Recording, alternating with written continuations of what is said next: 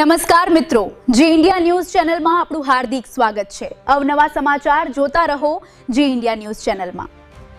ભીનમાળિયા તળાવ ખાતે દશામાની મૂર્તિનું ભક્તિભાવ સાથે વિસર્જન। ડીસા તાલુકાના જેનાલ, વરણ અને આજુબાજુના ગામોની બહેનો દ્વારા લેવાયેલા દશામાના વ્રતનું ભીનમાળિયા તળાવ ખાતે ભાવભેર સમાપન કરવામાં આવ્યું।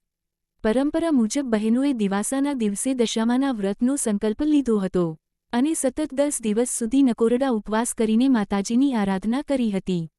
આજે 10મા દિવસે વહેલી સવારથી જ મોટી સંખ્યામાં બહેનો શણગારેલી ટોપલીઓમાં દશામાની મૂર્તિ લઈને ભીનમાળિયા તળાવના કિનારે એકત્ર થઈ હતી।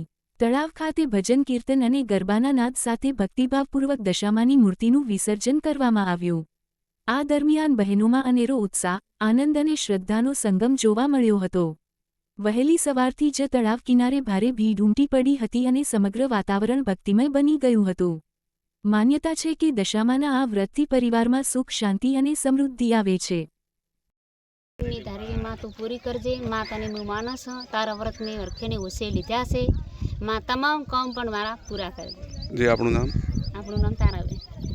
મહારાજે જય દશામાં જે દશામાનું વ્રત જે અમાવાસના દિવસે જે દિવાસાના દિવસે જે લેવામાં આવે છે અને જે આ વ્રત જે 10 દિવસ વ્રત રાખવામાં આવે છે અને 10 દિવસ દશામાના જે ગુણગાન ગાવામાં આવે છે અને 10મા દિવસે માં દશામાનું વ્રત જે ઉજવવામાં આવે છે।